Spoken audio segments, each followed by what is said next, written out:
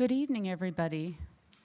My name is Amanda Stent. I am the director of the Davis Institute for AI at Colby College. It is my great pleasure to welcome you here today and those of you who are on the live stream for this event on misinformation and AI in the election cycle. This is a critically important conversation.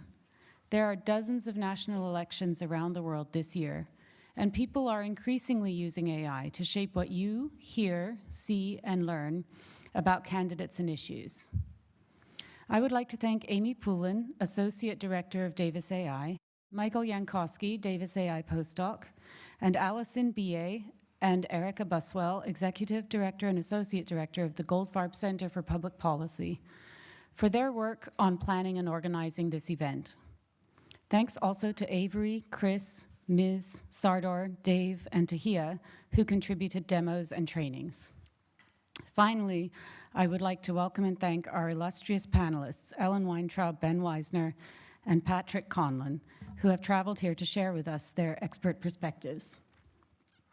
We are honored tonight to have with us Halsey Frank, former United States Attorney and legal counsel to Senator Collins, as well as State Representative Bruce White of Waterville.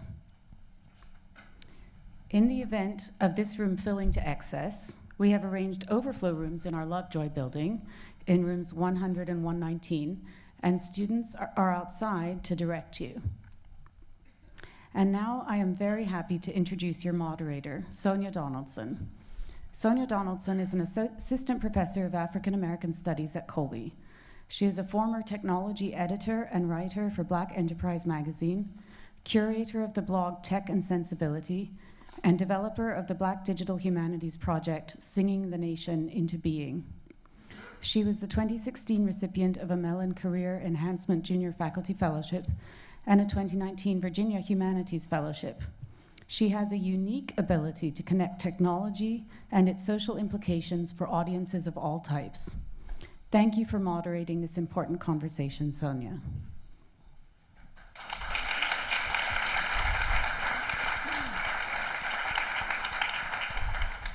Good evening, everyone. Welcome, and thank you for being here. I'm really honored to be a part of this conversation and to introduce our guests. And thank you, Amanda, for that amazing introduction. I was wondering who that person was. But in many ways, I think I have the easy task here today. I get to be curious and listen to both our guests and you talk about this really important issue. So I'll start by introducing our guests, and they'll speak a little bit, and then we'll open up with a conversation amongst ourselves, and then we will happily open the conversation to you. So I'll start with Ellen Weintraub, who has served as commissioner on the U.S. Federal Election Commission since 2002 and chaired it for the third time in 2019. During her tenure, Weintraub has served as a consistent voice for meaningful campaign finance law enforcement and robust disclosure. She believes that strong and fair regulation of money in politics is important to prevent corruption and maintain the faith of the American people in their democracy. Weintraub sounded the alarm early and continues to do so regarding the potential for corporate and dark money spending to become a vehicle for foreign influence in our elections. She's published articles in the New York Times, the Washington Post, and leading law reviews, and is a frequent speaker on news shows and at conferences at home and abroad. Weintraub is a native New Yorker with degrees from Yale College and Harvard Law School. Prior to her appointment to the FEC, Weintraub was of counsel to the political law group of Perkins Coie LLP and counsel to the House Ethics Committee. Our second guest is Patrick Conlon, principal analyst at Alethea. Patrick began his career as an intelligence analyst and linguist in the U.S. intelligence community, with a focus on counterintelligence and counterespionage issues.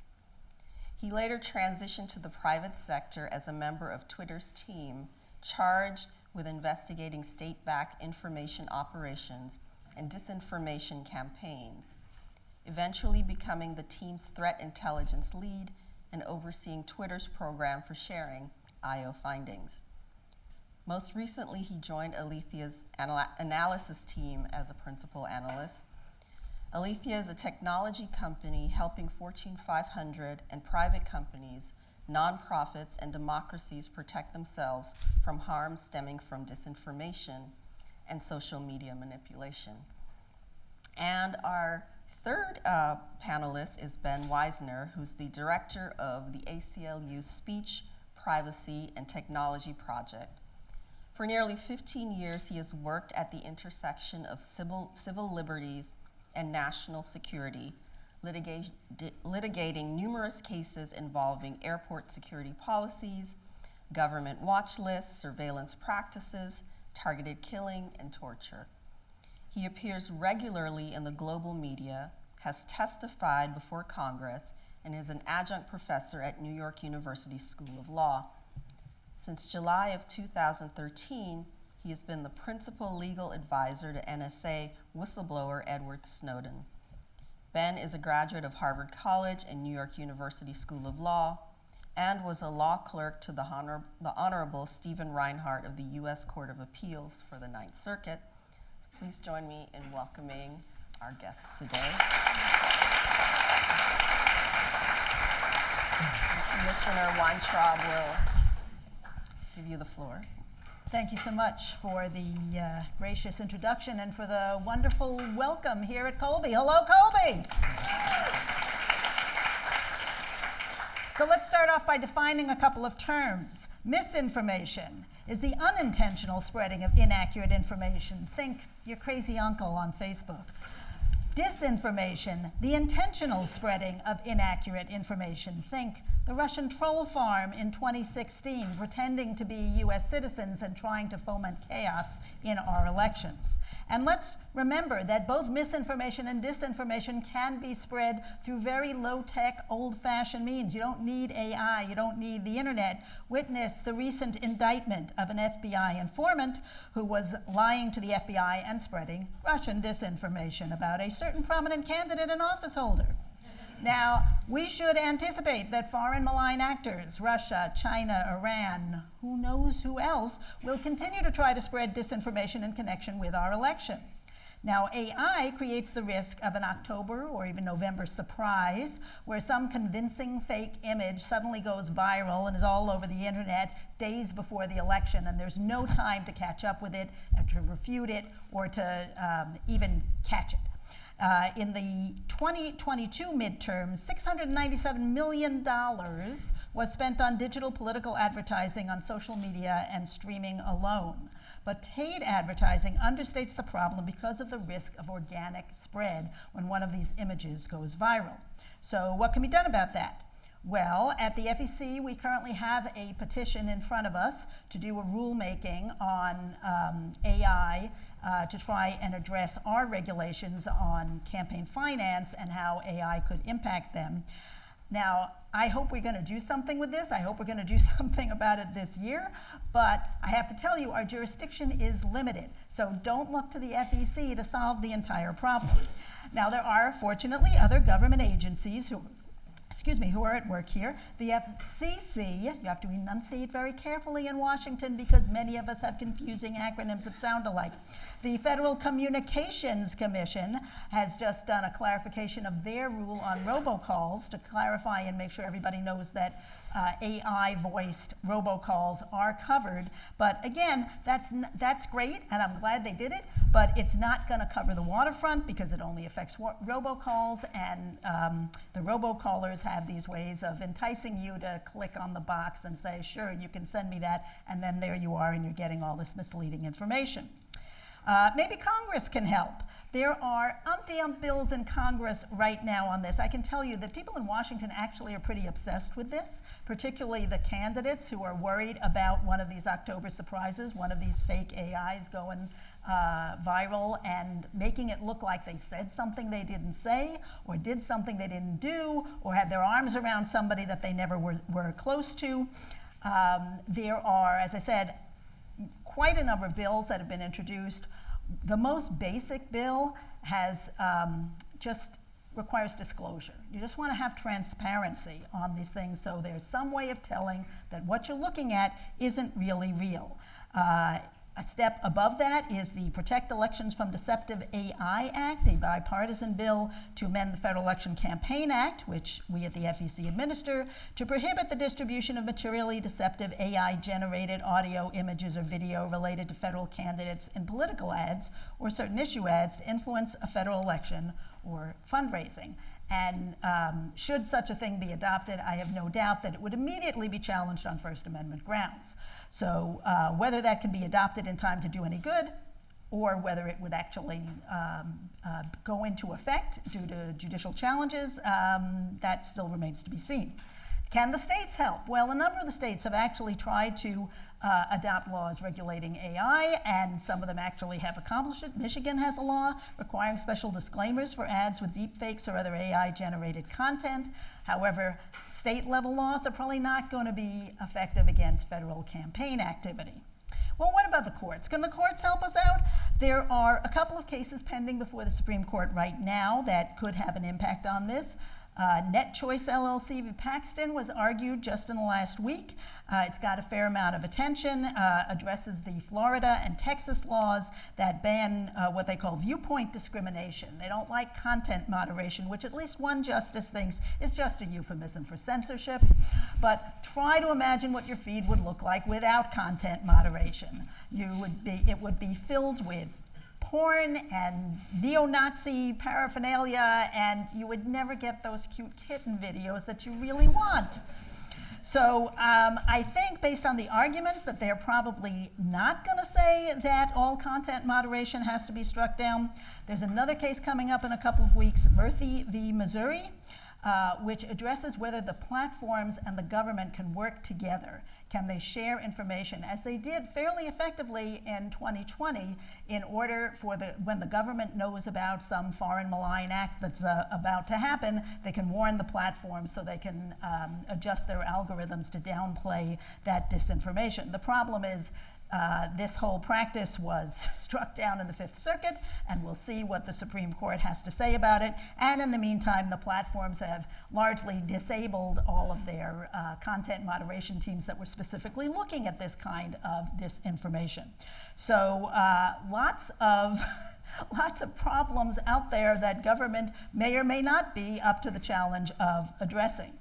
I want to quote Garry Kasparov. You all know him as a chess champion, also a human rights activist. He said, "The point of modern propaganda isn't only to misinform or push an agenda, it is to exhaust your critical thinking, to annihilate truth." This is something that I worry about a lot, whether people will lose faith in all of the information that they're seeing and decide they can't tell what's true and what's not true, so they're just going to give up on it all and possibly not even participate. That is what we have to resist, because it demands all of our greater attention in order to try and address it. I was so thrilled to be here at Colby today and to see all of the great activity and research and projects that are going on here to address AI in particular. And since I've just shown that government may not be up to the challenge, I think this requires a full society effort, and I'm going to turn it over to the technologist to solve the problem. Yes, I guess I count as the technologist. Thank you. So again, my name is Patrick. So I am the technologist on the board, but as Sonya mentioned, that is not my original background. I actually started my career in the US intelligence community, looking at the activities of some of our major adversaries.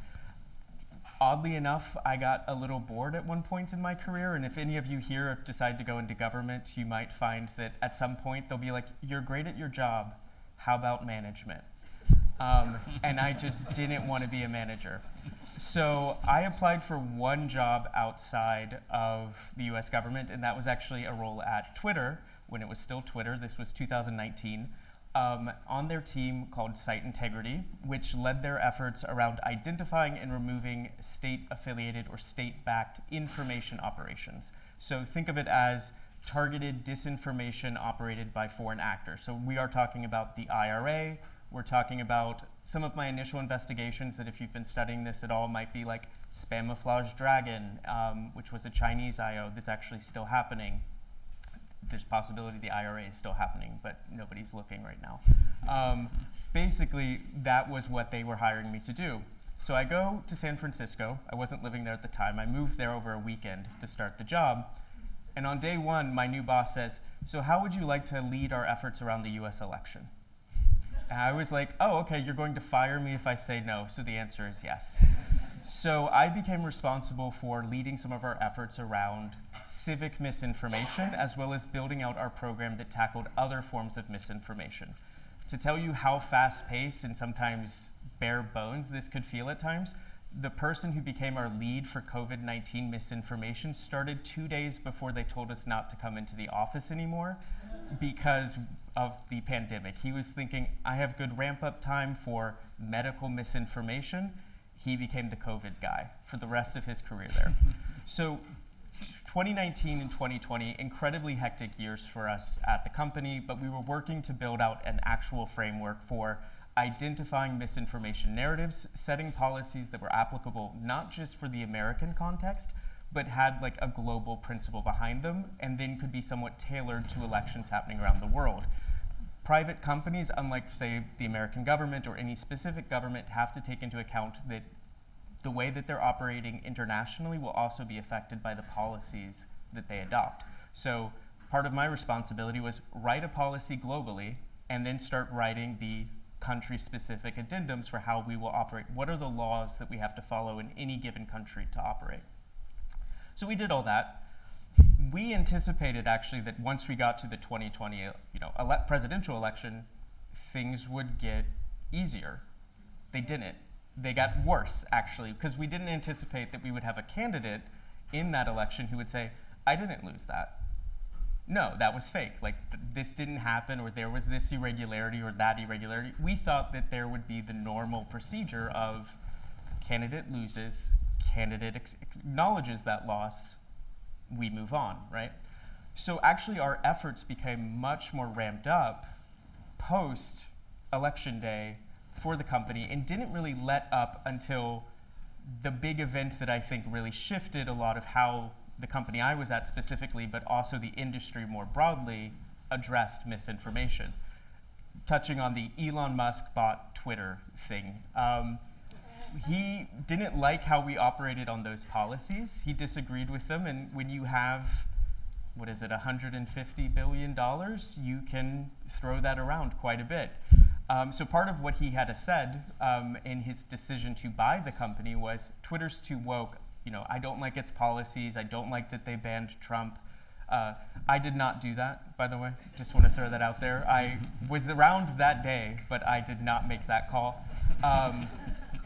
That was an account I was not allowed to touch, side note, because they once had one person who on their last day tried to suspend his account in our system. It was bad.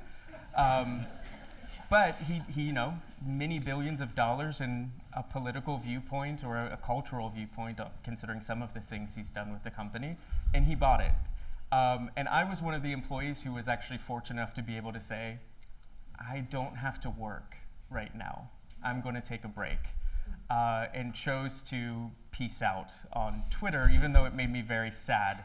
And so did most of my team, which speaks, I think, to the point you were making that a lot of the content moderation teams, because that misinformation policy type team is content moderation, disappeared at one of the major platforms globally. Across the planet, there were maybe 3 people still operating in that role.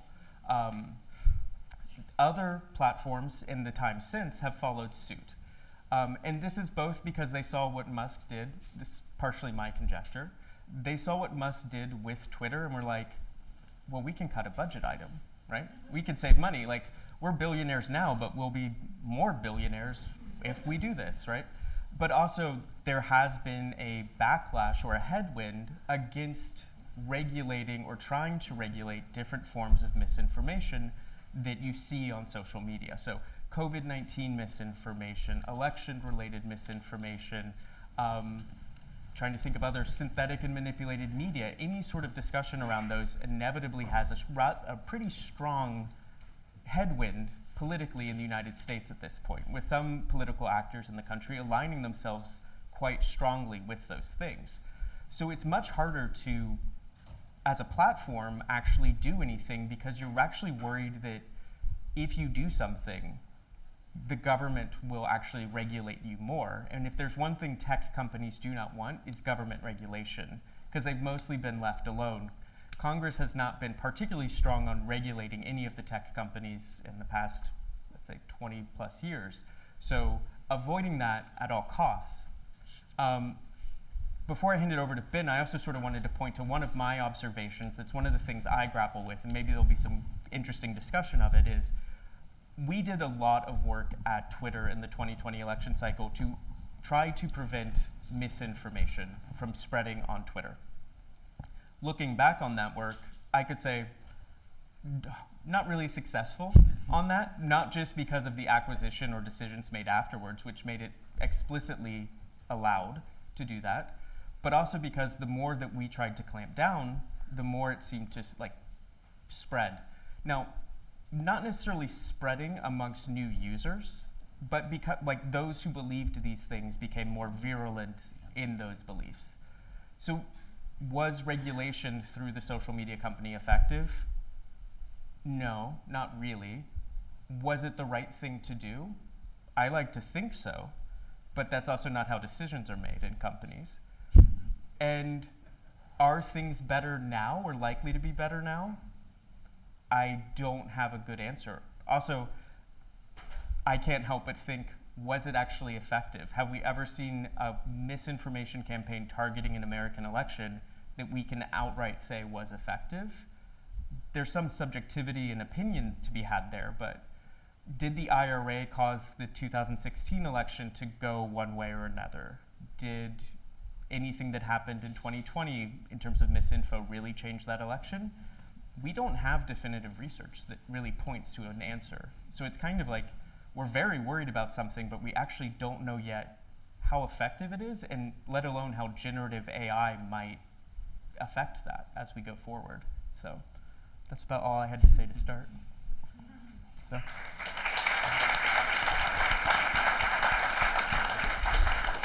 A perfect point for you to end on before I start. But first, let me just also thank you all for the great hospitality the last 2 days. It's been great to be here, and especially get to meet and spend some time with my fellow panelists. I'm going to try to make 5 quick observations in the 5 minutes that I have right now. The first is that deepfakes, tech-driven misinformation, this isn't the first time in our history, even our recent history, that technology has created anxiety about truth and evidence. But at least since the advent of Photoshop, the authenticity of photography has been destabilized or undermined. And we had to learn to consider not just content, but context to determine whether visual evidence should be deemed reliable. Imagine an image of President Trump and President Putin in tender embrace. It would depend very much where you saw that image. Your reaction to it would depend. And if you saw it on Facebook, as I did, you'd be pretty sure it was political satire. But if you saw it on the front page of the Washington Post, you would probably do a double take. It would probably be in an article about deepfakes. But if it wasn't, you would certainly assign more evidentiary weight to seeing it there than you would. And so I think we have generally adjusted pretty well to these developments in technology, and I am not yet in a panic that somehow this technology is going to melt our brains in a way that previous technologies have not. Second, I think we need to think about deepfakes and misinformation as a demand problem, at least as much as we do as a supply problem. What do I mean by that? People love fake news and misinformation. They like it so much. And particularly on social media, where we get to curate our echo chambers, people are generally sharing whatever they want without regard for its truth or falsity if it advances their already prior core beliefs. And research backs this up. If we're talking about the IRA, the Russian troll factory in St. Petersburg that directed propaganda through social media, One study showed that 70% of that content was consumed by 1% of social media users, 90% of it by 10%, right? And these were already highly partisan people who were sharing this because it was fun. I don't think most people who spread the slander that Obama was not born in this country but was a Muslim from Kenya cared very much whether it was true or false. They had decided that he was an illegitimate president. In my social media feeds, I don't think people cared so much about the details of whatever the latest Trump-Russia revelation was. They had decided that Trump was a Russian stooge, and so whether the Russians hacked the Vermont power grid or didn't, the truth didn't matter. They were going to share that content anyway. Third, there's a term that researchers in this field use called the liar's dividend. And actually, in a sense, what we're doing here right now may be contributing to that. And this is the idea. The problem may not be that we're going to be tricked by deep fakes, but that we're granting each other the license not to believe real evidence anymore. And that paradoxically, the more we talk about deep fakes and misinformation, the more we may contribute to the ability of people to deny things in plain sight. A great example of this, Trump has begun to claim that the famous Access Hollywood tape is a fake. Now remember, in 2016 when it was released, he apologized for it, but he will probably soon claim that that apology is also a fake, right? So I worry a little bit that our sort of relentless focus on this issue will both make people less trusting. It also plays into what the tech companies want you to believe. Which is that you should use them for advertising because they are great at mind control and they can make us all buy whatever it is that they're selling, right? Fourth, technology didn't create the problem of misinformation and it's not going to solve it. We have had propaganda and lies in our politics forever. Politics is mostly made up of lies, and most of those lies are not online. I think other research shows that talk radio, cable news are much more powerful vectors of disinformation than the internet is right now. Even if we only focus on the technology side and on solutions that will work online, we have to be worried about whether the cure is worse than disease. If we start having complex labeling systems, the most sophisticated actors are going to get around those. And the most sophisticated deepfakes are not going to be labeled, whatever system we have, and people may be falsely assured because they'll think that they're protected by these kinds of labeling systems. Finally, and then we'll open this up, I think we liberal elites, and I include myself proudly under that designation, have to think critically about why this narrative has been so attractive for us. In a way, it's an easier account as we see Brexit, as we see Trump, as we see right-wing populism around the world, as we see working class people gravitating to the right. It's easier for us to think that this is a problem of information hygiene that can be cleaned up than it is for us to consider how financialization, globalization, automation have driven inequality, have undermined people's faith in the future, and have created a very fertile ground for these kinds of misinformation, but also for the kind of politics that will turn on immigrants. And I think we shouldn't deceive ourselves into thinking that if we can just clean up that naughty information that people are seeing on social media, we'll go back to the way things were before 2016 sort of created this traumatic moment for our democracies. So thank you very much.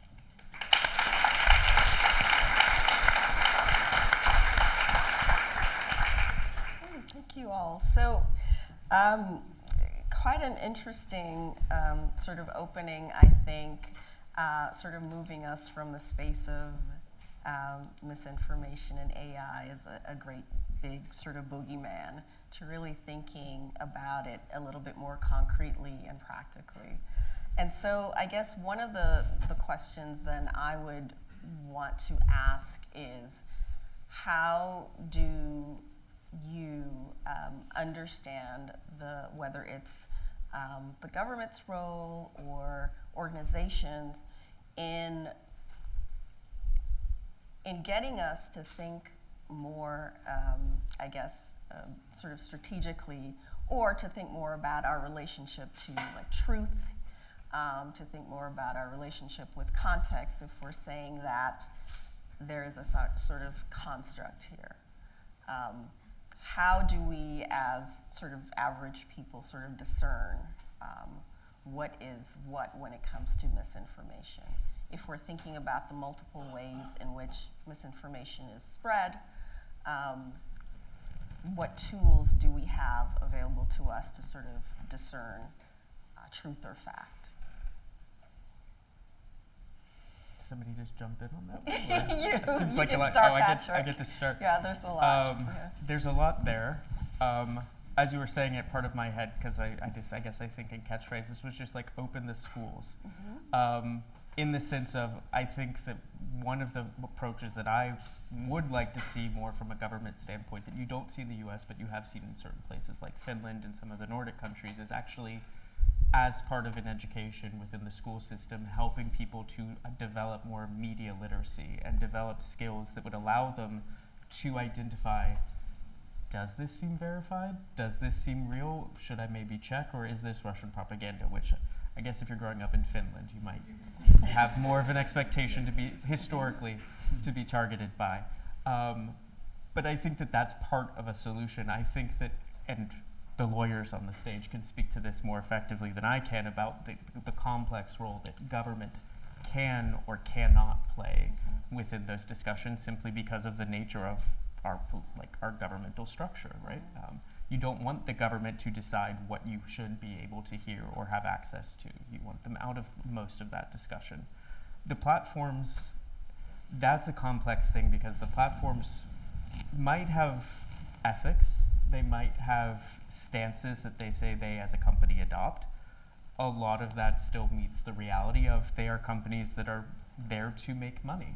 And one of the only things that really controls them in that is they need to be able to be appealing to advertisers. And I don't want to bash on X just because I used to work there, but I think like sometimes if it's bad, it's bad. Look at the quality of ads that you might find on X right now versus, or even the number of ads you might find on that platform versus pre-acquisition. There's a reason that it's decreased. It's because many larger advertisers who would buy bigger contracts to finance the company have left, right? The platforms will act to make sure that they are profitable. Anybody else? Well, I agree with everything that you said. I mean, government can play a role in terms of education and supporting education. I think we all have to be savvy consumers of whatever we're seeing. You know, if it looks ridiculous, if it seems too good to be true, if it plays too closely into your biases, stop and think about it, because that is how the platforms really make their money, is by these micro-targeted feeds that you get. And I worry a lot about that, because the American jurisprudence under the First Amendment is based on the notion that you don't want to limit speech, you want to have more speech. If somebody's saying something that's wrong, the answer to that is to have somebody else come along with better speech, with more convincing arguments. And that only works if we're all listening to the same messages, if we're all seeing the same messages, and that is not what is happening online, where everybody's getting their own individualized feeds. So you have to be careful about how these feeds get continually curated to push you further and further in different directions, and we all have to develop a healthy skepticism about that. But certainly, we do not want the government to be the arbiter of truth. Nobody wants that. Now, the problem is then, you know, I liked the content moderation practices better in 2020 that the platforms were voluntarily doing, but it only makes me marginally more comfortable to think that Elon Musk and Mark Zuckerberg are becoming the arbiters of truth, because I don't trust them either. But we definitely do not want the government in that role, and I, as a government actor, do not want to take on that role. So it's we have to be very careful about that, and I'm sure you have thoughts on that. Well, I mean, even if you did want to take on that role, the Supreme Court would not let you. No, that is true. Right? Yeah. And so I think one thing that is a little bit surprising to people who have not studied recent constitutional law is that most lies are constitutionally protected speech. The Supreme Court has even struck down acts of Congress that purport to impose penalties for certain kinds of lies. A very prominent example of this was something called the Stolen Valor Act, where we had this mini epidemic of political and business leaders pretending to have been veterans of various foreign wars and being exposed as frauds. And Congress decided to criminalize this, and the Supreme Court said in a decision called United States versus Alvarez, you cannot do that. And principally, you can't do that because we don't want to place partisan government actors in the position of having to decide for us what's true or false. What we think is true or false evolves over time. Now, there's a distinction between judging the truth or falsity of, say, political lies and judging, a claim that might be made for a product on a label. There, we're a little bit more comfortable saying, we're going to let the government say this is true or false because we think everyone in government probably has the same interest in protecting consumers from being poisoned by a bad vitamin. But if you're talking about policing truth or lies, every executive or judicial officer who has to enforce that is going to be herself or himself a partisan actor. And let's give even what should be an easy example. What was the big lie from 2020? Trump won the election. Right? Shouldn't it be easy for us all to agree? Shouldn't we even trust political decision makers to decide that? Well, many of you in this room don't remember this, but you do. We had an election in 2000, and I actually think the loser won. I think Al Gore won that election, and I say it all the time. He did get more votes. He did, but the Supreme Court says he didn't. Right? And the courts say Trump didn't. So it turns out to be very difficult, even for what seemed like to be the easy cases, to entrust partisan political actors with these kinds of decisions. Now, there is a category of political lies that I think can and should be regulated, and that is lies about, say, the date or time of an election aimed at suppressing the vote. Mm-hmm. So if you have robocalls or any kind of ads out there saying, like, don't worry, the lines are long now, the polls are open until 11, when they close at 6, I think the state can probably make that illegal, and I don't think the First Amendment is going to be a defense, nor should it be. But if the claim is Joe Biden is going to take your guns away, well, he's probably not going to be able to do that, but that's exactly the kind of claim that we have had in politics for our entire history. It's full of mischaracterizations of the other candidates' positions, and we can't expect that there's going to be some kind of truth board that's going to come in and police the rough and tumble of American politics. So, in the interest of the reason that we're all here, which is to also talk about generative AI, I'm curious then as to whether, Ben, as you say, we might be sort of overthinking a bit in terms of the impact of generative AI. But I'm really still wondering if we think about sort of generative AI in terms of the visual aspects of it, the ways that sort of visual narratives are constructed, particularly around sort of racialized folks. And particularly as we're heading towards elections like tomorrow. I'm wondering about the concerns then around the impact, right, of generative AI on electoral politics, on voting, and particularly for those who, have seen voting rights sort of recede for them. Maybe I'll go first this time. Yeah. The first thing is that I think misinformation, even visual misinformation, is pretty low tech. Mm-hmm. We were talking before the panel about the 1988 presidential election, where a very famous ad was run against Governor Dukakis, the so-called Willie Horton ad, which was about the parole of an African-American murder convict, and his skin color was darkened in the ad. You did not need AI to do that, and that's already 35 years ago.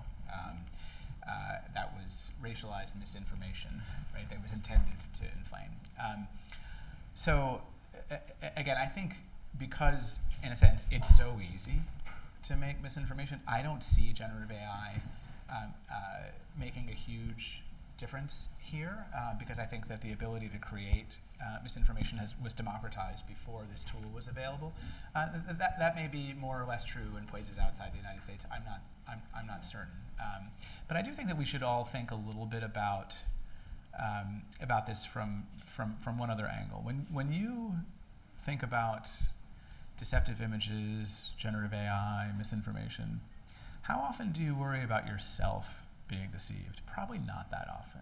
You're probably pretty sure that you're going to know that something is misleading or false, and what you're really worried about is those other people who are being misled by it. So it's just worth thinking about that.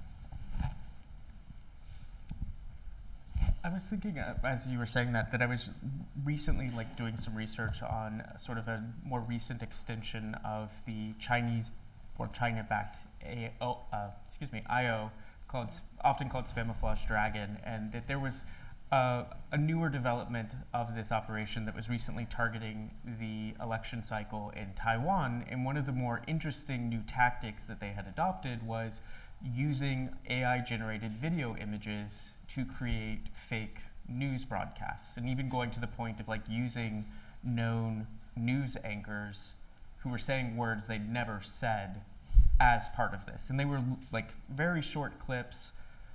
People in Taiwan actually do get an education on the ways in which the Chinese mainland will target them. So not an effective operation by all accounts, but it was an interesting development just on using generative AI to try to produce something that looks similar to a trusted source of information in the hopes of maybe tricking somebody. But again, there's still, I think, a higher likelihood that you're just not going to actually deceive enough people for it to become relevant in the broader cycle. In terms of generative AI being used to target minority groups, whether that be racial minorities or any other potential minority group who could be singled out, hasn't American politics always done that?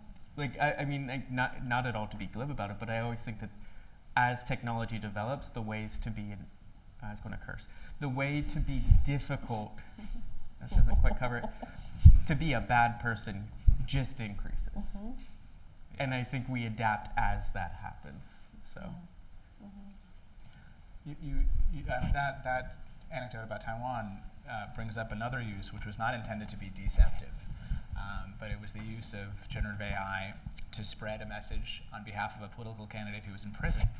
Mm-hmm. So in the recent elections in Pakistan, the opposition party leader, Imran Khan, was in prison, and his followers used AI to create effective messaging where he was speaking in his own voice, and his party won the election.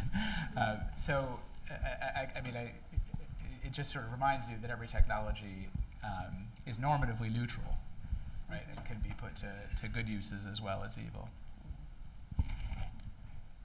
That actually does remind me, when I was taking my downtime between starting with Alethea and I took 6 months off, which if you can ever do that in your life, it's great. And during that, I had a company come to me and ask me if I would do consulting work with them. And ultimately I said no, but their entire technology was actually creating AI-generated videos of people. And they wanted me to actually stress test their system. They wanted to give me an access where I could go in and create something, tell the system I want to create a video that does this, and see if I could create bad content. And they were trying to tell me, oh, you could do it in different languages, so you just tell it what you wanted to say, it'll get an accurate voice, all of that. The idea that they said was the foundation for their company was, we want to help create training videos for different companies to use. And part of me was I hire real people. I don't want to put more people out of work, but this was their, their solution. Any big company could then have a video created instead of actually paying actors to talk about HR policy. So again, neutral technology, when I looked at the potential uses, I just saw a horror show. I did not want to be part of it. So. Now, I agree with both Patrick and Ben on this. And we saw in 2016 the Russians were targeting racial groups to try and depress turnout. So it's not only do we do it here, but other people recognize that this is an issue that they can use to try and manipulate our elections. And it is unfortunately technology neutral.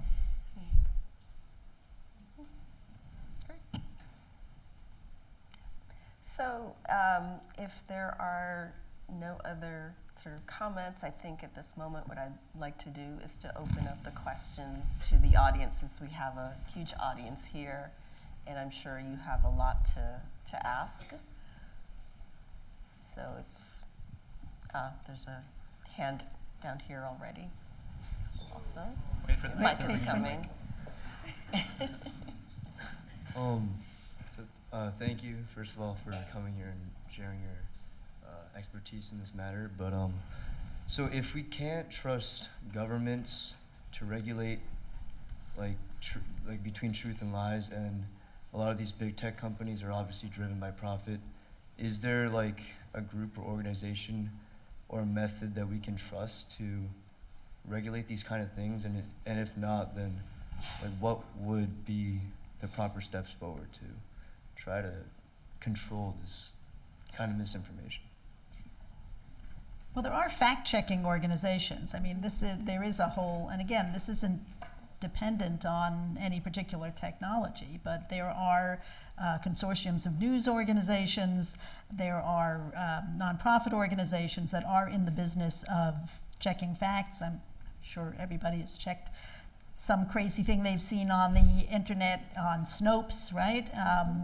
So I think that there's a role to be played there, but again, they're not going to be the arbiters of truth either. At some point, we have to own it ourselves and try and gather sufficient information from diverse enough sources and from reputable enough sources to make sure that we know whether the information we're getting is reliable. I mean, the fallback for election information is you go to your Secretary of State. If you want to know, what time and what the day and the time and what time the polls close, go to the folks who are actually administering the election. I think we all have to think about who our trusted sources are.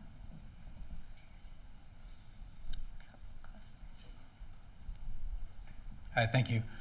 So the question I had was about generative AI, and when you build a large language model, you need a lot of training data.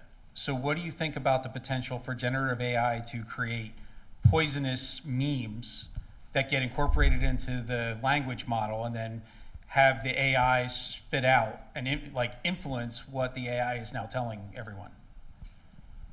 Hasn't this already happened in testing? Well, yeah, that's kind of why I'm asking about it. Yeah, I mean, it's happened. I believe there have been models where they actually shut it down because it's like, oh, how quickly did we create a Nazi? More than once. I mean, that's what. Yeah, like that's kind of the worrying thing is you see when the technology kind of operates on its own. Mm-hmm. I don't want to say the tendency is towards becoming a Nazi, but like, why did that happen that way? I mean, I think you just have to try, you have to sort of try to approach it from a design and implementation perspective of you're getting a sufficient corpus of data to actually create an effective model while also curating it sufficiently or putting in safeguards to ensure that it doesn't become toxic. Now, some people might want that to become toxic. Maybe that's their use case. And from a legal perspective, I wouldn't necessarily be the authority here, but you could probably do a lot, you know, unless you're saying go bomb a building.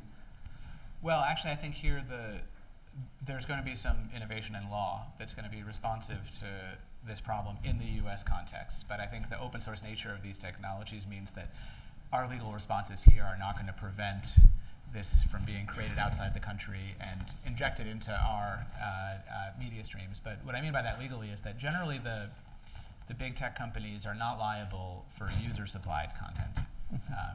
And so Google isn't liable for what it returns to you in a search because all it's doing is indexing other people's content and showing it to you. But that's not what OpenAI is doing, right? ChatGPT is actually creating the answer. And so I don't think Section 230 of the CDA is going to immunize the answers. And we're already seeing defamation lawsuits filed against these companies because of lies that have been spewed out by these large language models. And it'll be very interesting to see how those are resolved, because if the companies are liable and on the hook for defamation based on the answers that they spit out here, they're going to have to be very careful in how they manage the inputs and the outputs.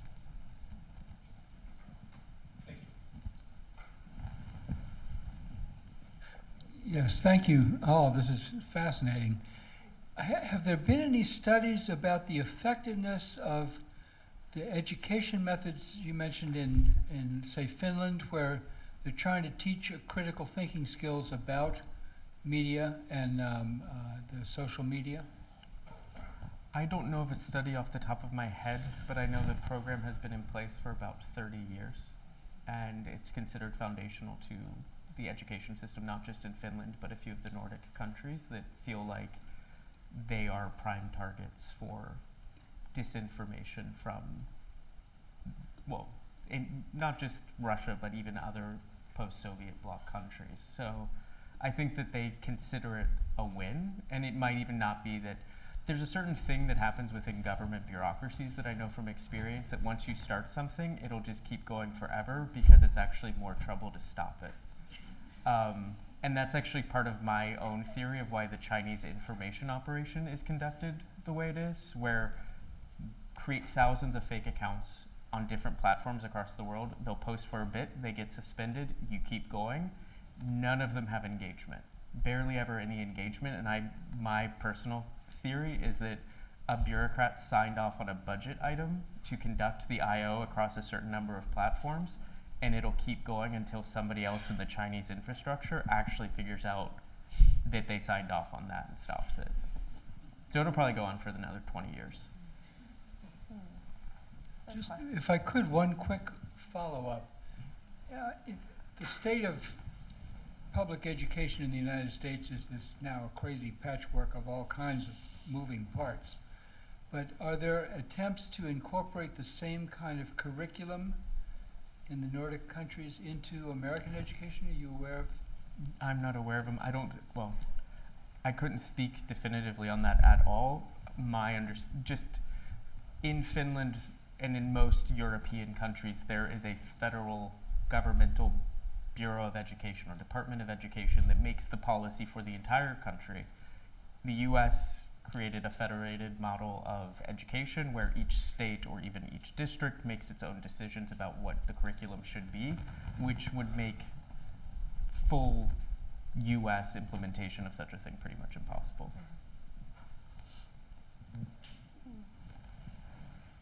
Hi, I'm Gray Cox from College Atlantic. Thank you all so much for a really interesting panel presentation that's really pushing us to think deeper and look at ourselves also in all this. I really appreciate it. I'd like to put a sort of a question on the table about the role of advertising in generative AI. And it seems to me that the opportunities for manipulation with Facebook, for example, and monitoring the movement of their attention and the algorithms that started to track that, and also correlated with all kinds of data that they were collecting about people, really deepened the ability to not just provide information, but really manipulation, right? And that was driven by the funding model. So what we had was not just a technology, but a socio-technology that had a certain kind of funding model that was guiding how it would be developed and how it would encourage, for example, polarization that would raise levels of emotion that led to more clicks and more income. And I'm really concerned with generative AI, that the opportunities for manipulation are so much more subtle and powerful. And I think it's going to be possible to, if they shift to fully to a advertising-based model, for an advertiser to sort of ask that, certain kinds of memes and messages be implanted at a deep level. They're not going to appear as banner ads that you can critically analyze. They're going to be, somebody who wants to persuade you to vote against public health care, might just start getting phrases inserted into topics about recipes for food or exercise regimes or completely irrelevant things that just sort of talk about how you really, you need to earn the loss on your weight program. You need to earn this or that, right? that treats, gets you to sort of see the world in terms of earning the right to things that you have, rather than sharing commons that we all support and benefit from. And that kind of level of deep manipulation is going to be quite possible, I think, with generative AI. So we're at a point where the funding models for these systems are still up in the air. You know, they aren't, it's not really clear how they're going to do it. But an alternative might be some form of, for example, subscription model. Maybe one that's even publicly funded, for at least for people in K through 12, you know? So that our kids who are in public schools could be using generative AI in safe and educational ways, and there would be no advertisers and no manipulation of them. Maybe we could even consider the possibility of banning advertising in general for these kinds of things. I'm not sure. You'd have to figure out how you get around Supreme Court concerns about censorship. But anyway, I want to put that possibility that we really take seriously the idea of directing the motivational structure of the organizations that are providing these by reducing or banning or advertising as part of generative AI. I'd be interested in your comments and thoughts about it. Thanks. You first. I mean, I have to say, I'm a little bit more skeptical than you are about the brainwashing potential of these technologies. As I said before, I think it really serves the company's own corporate interests to sort of play up their ability to mesmerize and manipulate. It's hard to define a distinction between manipulation and persuasion in either advertising or political speech. Having said that, what I like about your comment is that it's sort of focused on the interplay between these technologies and the business model that is supporting them. And that I do think that the kind of regulation that is less likely to run afoul of a conservative Supreme Court would be careful privacy regulation, data regulation, that undermines this business model rather than something that is placing the government in the role of content moderation, which this court will not go for. I also absolutely agree, and these are being developed, that there need to be public models that are in some sense, either government or even foundation supported, so that don't rely. Ironically, OpenAI was kind of supposed to be this nonprofit, but it was quickly sucked up by Microsoft and is now something else. But we absolutely need to have models that are not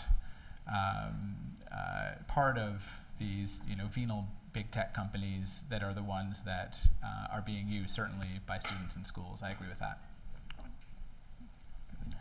Yeah, I actually really like the idea of, for educational purposes in schools, that there is a public model that doesn't rely on any sort of advertising to operate. I think there will be some degree of advertising just as part of the traditional business model. Whether that will actually be successful, I don't think so. Or I don't know how that will go. I also, in terms of like injecting subliminal messages or things like that, they already seem to be able to manipulate and exert enough control over consumer choices through the existing methodologies of how they present products to people. That's, instead of like saying, you shouldn't vote for free healthcare or something like that, I don't think that it's likely. But that's sort of more the nightmare scenario that I would say. So. Right. We have a question down here. Thank you. Thank you. We have a couple. Wait for the down microphone. here.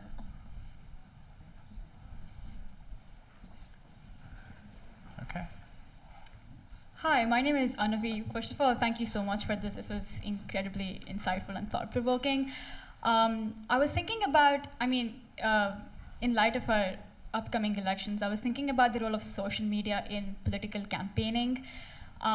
So I was thinking about, Trump and Cambridge Analytica, for example. And I was wondering if the FEC has any guidelines on incorporating social media into campaigning. And I looked it up, and I don't think there is. Feel free to correct me if I'm wrong. But is the FEC doing anything to incorporate social media guidelines into political campaigning to, ensure the spread of false campaigning or misinformed campaigning? And to what extent do you think that if it were to be incorporated, these would be helpful or have any substantial effect? Well, we don't tell candidates what they can say, where they can say it, what media they can use. So social media is not different from any other form of advertising. And I think there would be First Amendment issues if we tried to do that. So I guess the short answer is no. And I think we should keep in mind that social media has allowed candidates who I'm sure you approve of get their message out much more cost effectively than having to pay for television advertisements, which can be prohibitive. So it's a mistake to think about these only as technologies of manipulation and not as technologies of political persuasion, which we support. I mean, I said, the way the Obama campaign in 2012 used data was not that different from the way the Trump campaign did in 2016. The kind of data that they wanted to acquire, the way they wanted to use it so that they could more cost effectively target people who were more susceptible to their messages. A lot of people admired that at the time and then were horrified 4 years later when it was used to produce a different outcome. It was all legally acquired data as well. There was nothing. All of it. It's more of a hate the player, not the game type of a situation. Yes. So. Yeah. But that brings up the privacy point Yes. that you were Right. saying in response to the last questioner, which I think is something that there has not been sufficient thought about or potential regulation of. We go online and we click here, we click there, and everything we do, these companies are just sucking up the data that is all about us. And personally, I find it a little creepy. I would be, going back to the last question, I would be happy to pay a subscription to avoid all of that. But that is a much broader problem that does not only affect political advertising. That's the whole business model.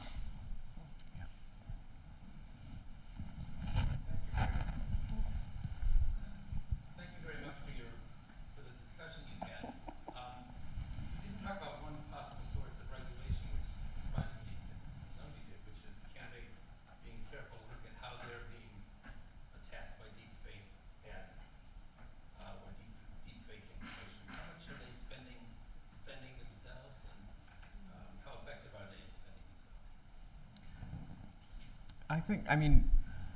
I've been in the position of, during an election cycle, from a social media perspective, being getting a message from some political campaign spokesperson filtered through Twitter's public policy office, to be clear, saying oh, I really hate that this tweet about me is up, you guys should take it down. The answer is no, right? If it's not a violation of a rule, why would we be taking it down? They have people on their teams, many political organizations or candidate groups would, to advocate for them with the platform if they needed to. I don't necessarily know what that looks like today, depending on the platform. But they can advocate for themselves that they think something is a problem. It's up to the platform to then make a decision around, do they remove it? How much that costs them? An intern's salary, which might be zero? I don't know. That's sort of, it really depends on the nature of the political campaign. So. And there's another form of regulation, which is self-regulation.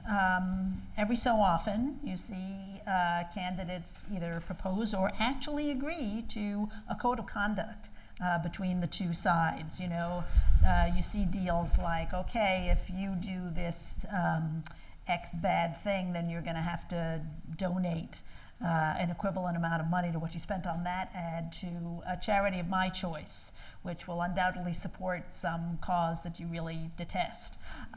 Or you just have sort of a gentle person's agreement that we're not going to do certain types of things, and we've seen it in the money in politics context where sometimes candidates try to get their opponents to agree that they're going to disown any super PACs coming in, any outside money coming in to advocate on their behalf.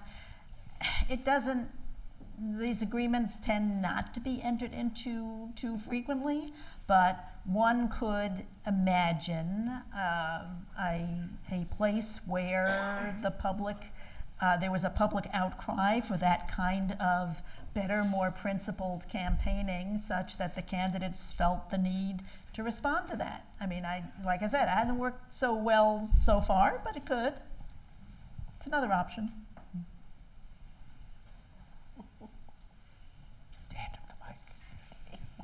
Thank you so much, finally. My question is political, based on the First Amendment. So I was just wondering, like the founding fathers knew what they were doing, and it has its merits. But I was just wondering, based on like how European countries function, and like how some form of speech regulation is there, and like for example in Germany, how social media companies are like fined 50,000 euros if they're not taking down misinformation within like a day or two. It's kind of effective, at least like acting as a deterrent. So, but considering the U.S., to what extent is like the First Amendment acting as a bulwark from like achieving progress? Is it something that we always have to work our way around it, or is there like a loophole we can exploit? So we will never have a rule like that. But actually, there's value in having different democratic systems, both legitimately democratic, who have put the dial in a different place, and now we can see which is it working, right? So it's true that in Germany and other European countries, there's now a European directive that can allow users or government officials to tell the companies to take down hate speech or misinformation. If they don't take it down in a certain amount of time, they can face fines. And how is that going in Europe? Has it slowed the growth of far-right populist anti-immigrant parties? Is it actually restoring more trust in societies, or are those societies following the same kind of polarization trends that the United States is following? And if so, should we maybe look to something that is more of an underlying source rather than just what are you seeing on your social media page today? What else might be going on in these societies? All of these societies are facing more migration, refugees, immigration. All of these societies have seen wealthy people get wealthier while other incomes have stabilized or fallen. I mean, I look more to material explanations for what's happening in our politics now, and not just the rise of social media. But I can't prove my intuition. But I would say that the fact that we now have in Europe, in Canada also, a fundamentally different regulatory regime for the questions that we're talking about right now will give us a great laboratory over the next years to say how effective is it to try to deal with this through content moderation, through what I called before information hygiene. And I'm skeptical that it will be effective, but we'll see. Oh, great. We'd love to hear from a couple more students. We have a question here, and looks like we have a hand here and here. There's a prior point made regarding education, and I guess this may be my youthful bias here, but I feel like a large part of this problem is a lot of older generations who lack a certain media literacy or just, savvy to avoid this disinformation. And I was wondering, are there any sort of programs in place or developments to, target this demographic and, introduce like greater technological awareness, let's say, I want to go these around my people. parents' neighborhood turning off MSNBC, right? Because I would go home for Thanksgiving and all my parents' friends were saying, "What are you doing about the Russians and the Facebook?"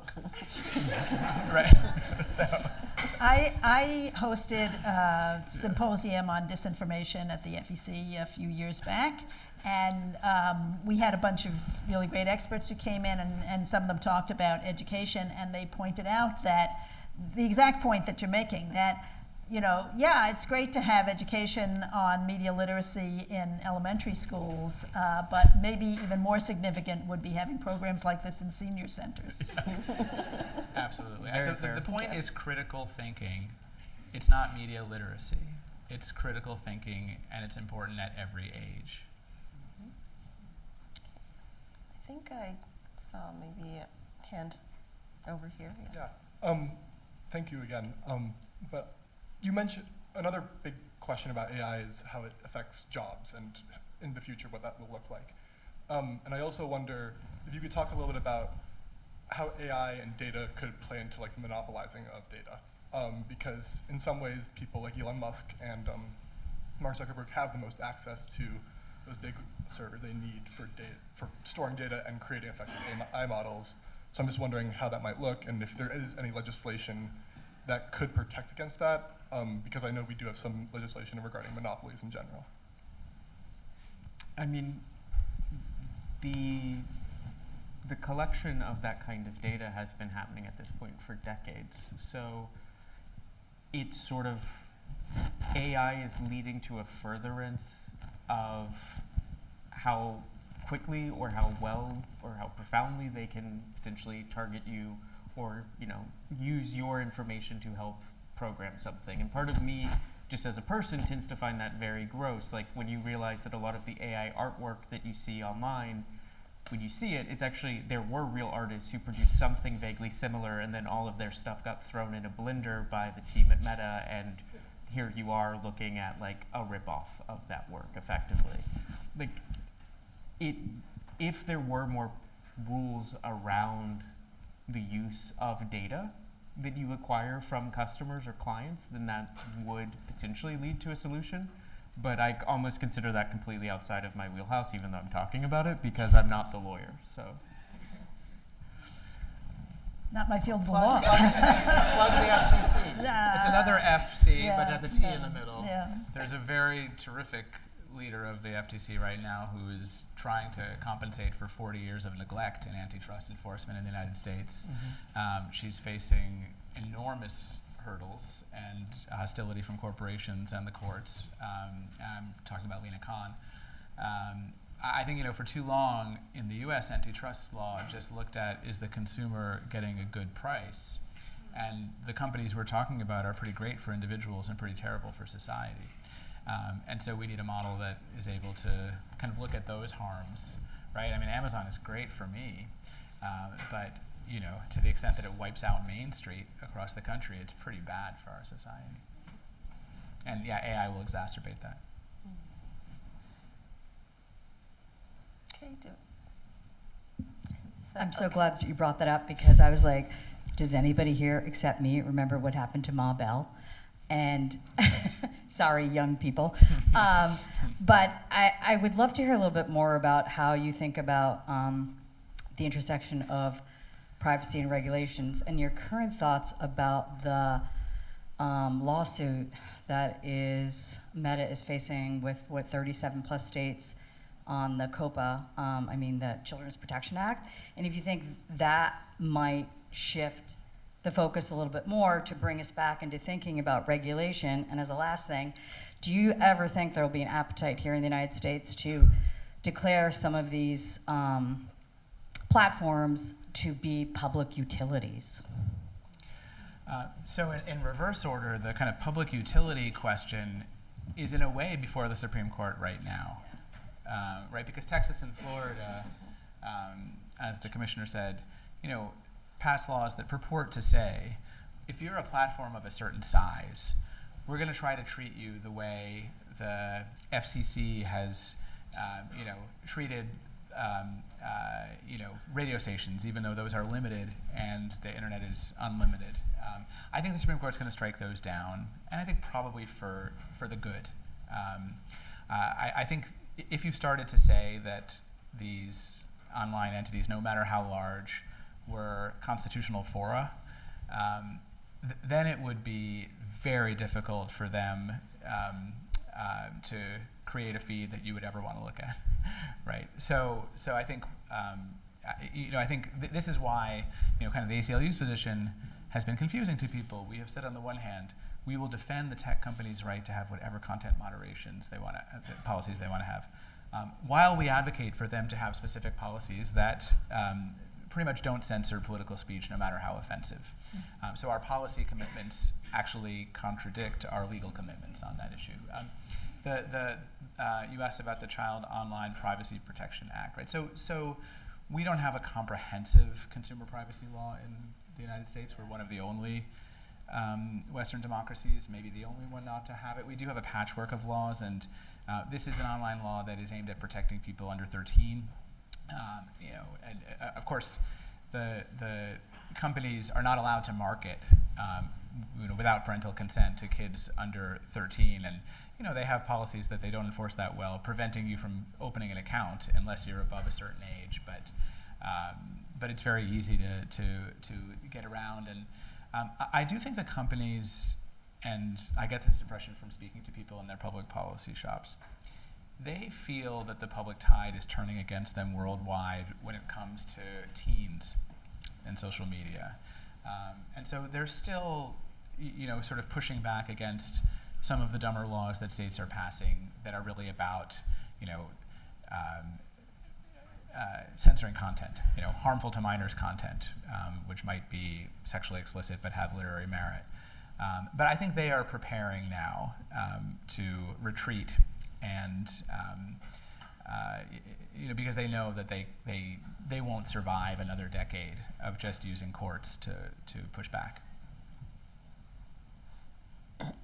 So we have one very patient person all the way in the back, and I think that's going to have to be our final question,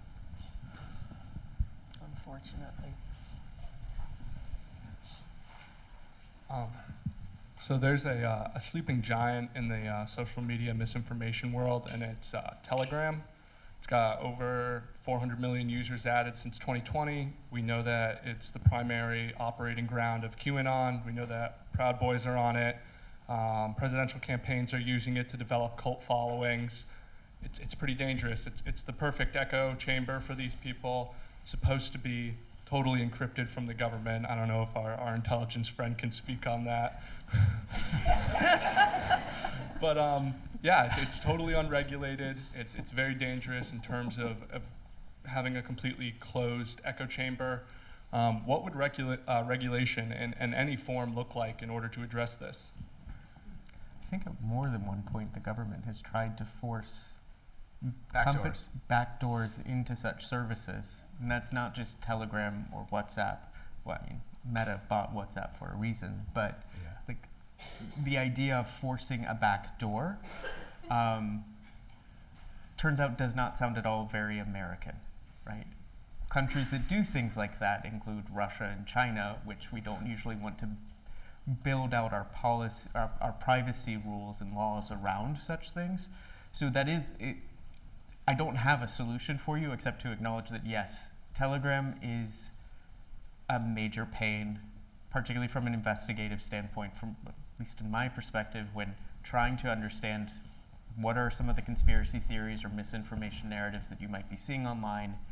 And the only way to really get in there is to actually become a member of their channel. So, yeah. I will say that WhatsApp tried, at least a few years ago, its own attempts at trying to limit the reach of some of these private encrypted conversations. They would limit the number of shares that a message could have, again, without looking at the content of it or regulating the content of it. They were just looking at objective factors, how many shares, how many people were in a group, and how effective this was, I don't know, but they did at least at one point try and take some steps to try and address it on their own.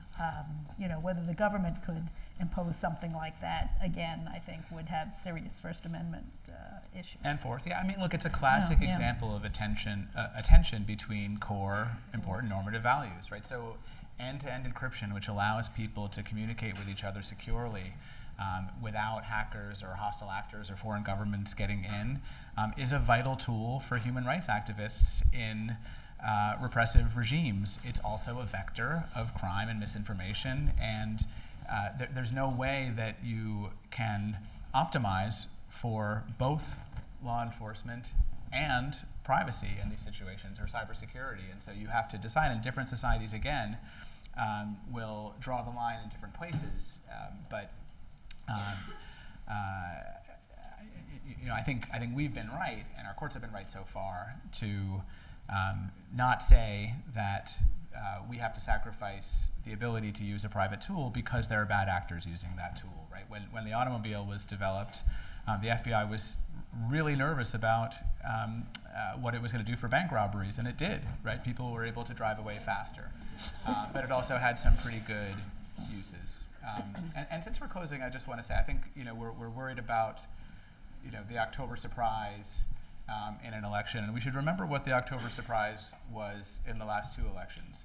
Yeah. Both times it was the release of true information, not false information.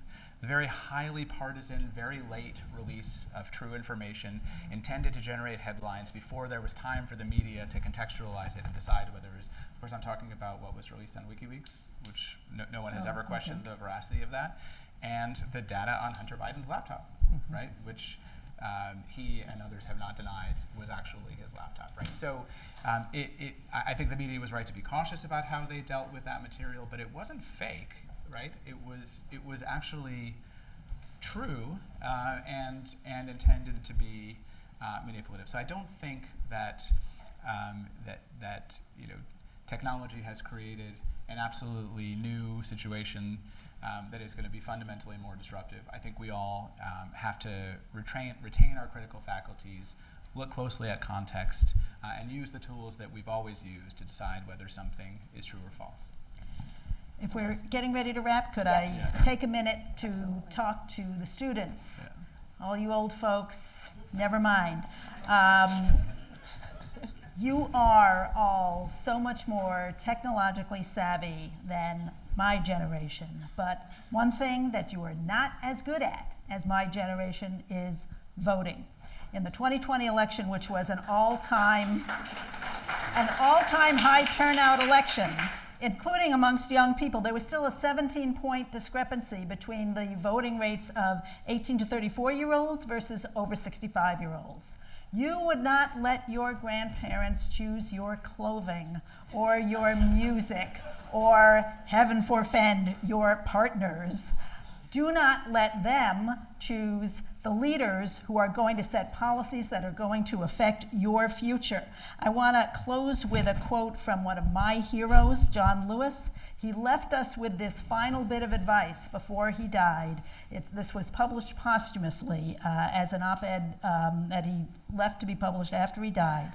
He said, "Democracy is not a state, it is an act, and each generation must do its part to help build what we call the beloved community, a nation and world society at peace with itself. Ordinary people with extraordinary vision can redeem the soul of America. The vote is the most powerful nonviolent change agent you have in a democratic society. You must use it because it is not guaranteed. You can lose it."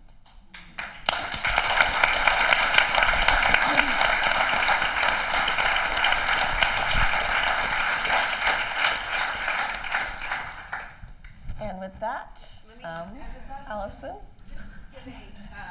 A quick thank you. I'm Allison. For those of you who don't know me, I'm at the Goldfarb Center. This is our second annual partnership with Davis Institute for AI, which is an amazing opportunity for us to bring issues of technology and policy. I can't tell you how much we love seeing students from across campus in different disciplines come out and join these conversations. I want to thank our extraordinary panel and moderator. I think this is an example of exactly the kind of programming we want to be doing. We want to give you impossible questions with no answers.